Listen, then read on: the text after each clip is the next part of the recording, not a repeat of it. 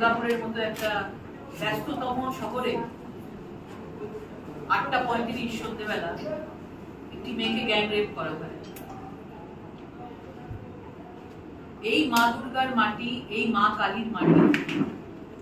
আর কয়েকদিন পর মা কালীকে আমরা নিয়ে আসবো, কাল পুজো করবো। মা কালীকে কেউ লক্ষ্মী রূপে পুজো করবে, কেউ মা কালী রূপে পুজো করবে। আর সেই বাংলায়, সেই দেবীর ভূমিতে আজকে দিনের পর দিন মেয়েদেরকে অত্যাচারিত হতে হচ্ছে, ধর্ষিত হতে হচ্ছে এবং গ্যাং রেপের শিকার। একটা এত বড় আর্জিকর কাণ্ড ঘটে গেল, তারপরও হুঁশ ফিরল না একজন মহিলা মুখ্যমন্ত্রী।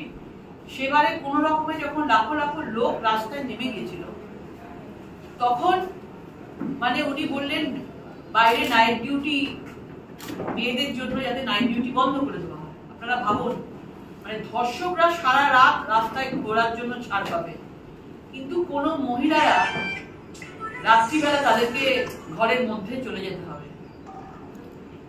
এই অবস্থা হচ্ছে একজন মহিলা মুখ্যমন্ত্রী 2025 সালে দাঁড়িয়ে